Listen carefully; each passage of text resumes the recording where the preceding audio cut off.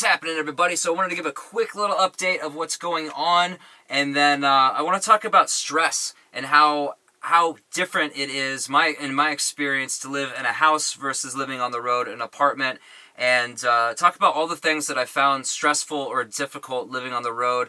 Hopefully, to help out new people who are looking to live on the road full time. Maybe it'll help some of them. And if you guys who have been doing it a while have had different experiences or have anything to add to what I'm saying, or think that I'm totally wrong about something, please leave a comment and let those new people who are coming read those comments so that they can learn from your experience as well.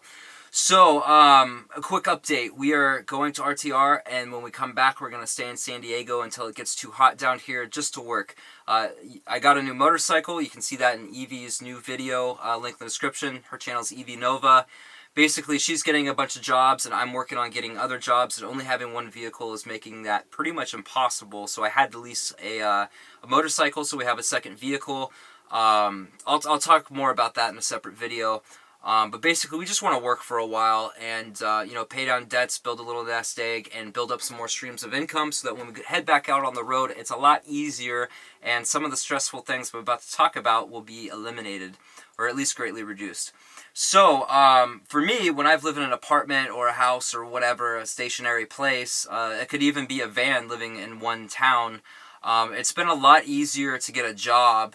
For one, when I first headed out, I thought, oh man, because I'm kind of a naive dreamer type. I thought, it'll be super easy to just go on Craigslist and just find some odd jobs and make, $500 a month or whatever, and I could easily live off that. And you can live off $500 a month for sure, especially if you don't travel much and you cook your own food.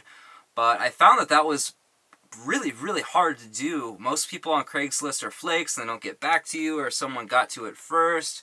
Or you show up and the other person doesn't show up, or it's just weird situation that doesn't feel right, so you don't follow through with it. The vast majority of the time, that's what happened to me with the odd jobs thing. And going and trying to apply for just like any job, I applied at a bunch of box stores and applied to a bunch of other places. They wouldn't hire me because I told them I was a traveler, I'm only going to stick around for a couple months or whatever. And it was hard for me to find seasonal work. And there are resources. There's like coolworks.com. And there's some other cool, seasonal job websites that list seasonal jobs and stuff. Around Christmas time, it's really easy. You can work for Amazon. Or you can do the beet harvest at some other time of the year. I don't remember what time it is. It's too cold for me to do that. There's lots of seasonal jobs you can do. Some of them don't, like the camp hosting thing. They just don't pay very well.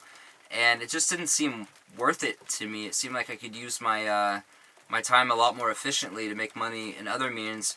So the job thing has definitely been hard. Making money on the road has been the hardest thing, and it's probably where the most questions I get come from is, how do you make money on the road? How do you do this? And the answer is, I don't know. It depends on you.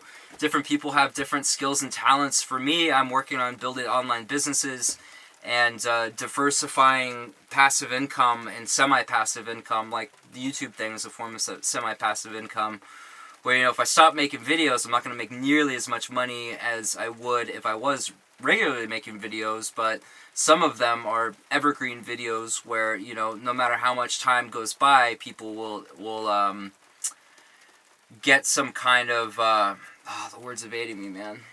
They'll gain something from it, you know what I mean? So there'll always be people who want to come and watch those videos to learn something.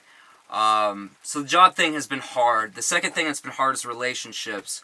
When you're traveling all the time, yes, you can make friends in different, places and stuff, but you don't get to see them all the time, so it's easy to quickly fall behind, and just not talk to your friends as much, and before you know it, they just kind of aren't you haven't talked to them in a couple years or whatever, and that's just kind of, it's hard to maintain friendships and communicate with family. I mean, yes, we have Facebook, we have text messaging, everything else, but it could be a real challenge. So if you're really an extrovert and you're really a relationship-oriented person, living on the road full-time is definitely going to be a challenge.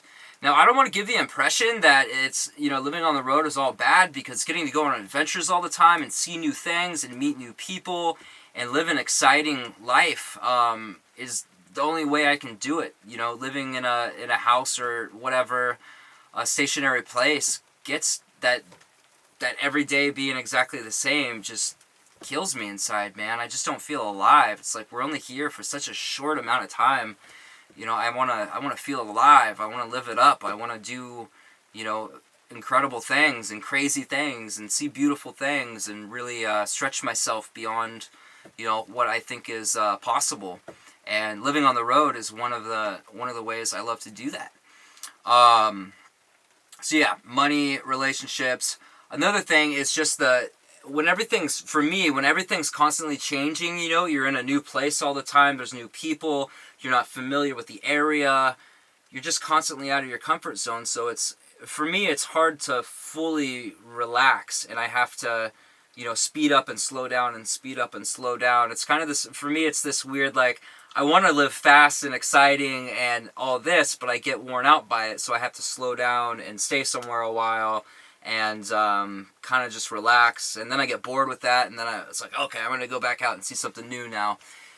So that can be kind of difficult. And finding a place to shower, we've got Planet Fitness, we've got 24-hour fitness. It's not really that hard to find a place to take a shower, and unless I was out in the middle of nowhere, before I had my outdoor shower set up, I never really felt like, oh, there's nowhere to get a shower, you know, because there's plenty of options. You've got truck stops, campgrounds, RV parks, all kinds of places. But it's very inconvenient. You can't just go home to your van, you know, after working or, you know, mountain biking or something and take a shower and lay down on the bed. You've got to drive somewhere to take a shower, and then you've got to drive somewhere else to find a place to sleep. And then you've probably got to move things around in your van because we only have so much space, so stuff gets cluttered very easily, and you always have to reorganize things constantly. It's kind of a hassle. It seems like everything takes more time, and I spend a lot of time doing the van life thing, where if I had a house or an apartment, I wouldn't have to do any of that, and I'd have more time to do other stuff. So that could be a big, you know, if you're trying to work all the time, like from your laptop or however you work, maybe you're a photographer or an artist or something. If you're trying to work all the time, the van life thing can really take away from that. Just because there's so much stuff you constantly have to clean and organize and drive somewhere else and do something else. There's just always work to be done. It's kind of, I hear it's the same living on a boat. So the next one is when you're stationary somewhere, you've got friends, you've got family, you've got some kind of support network around.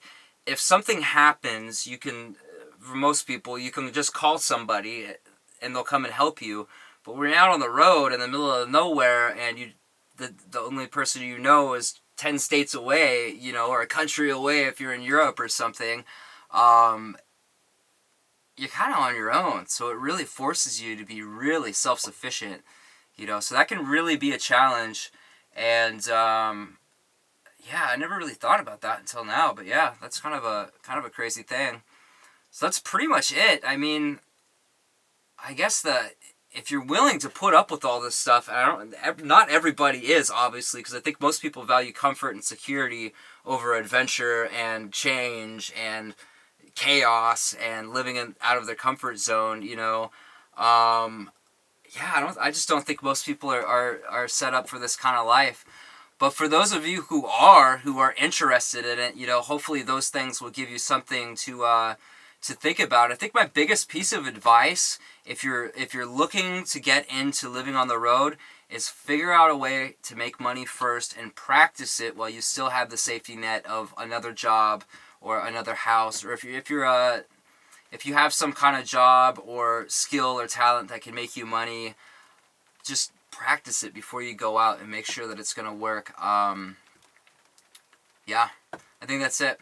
Thanks for watching, guys. I'll see you next time. Love yourself.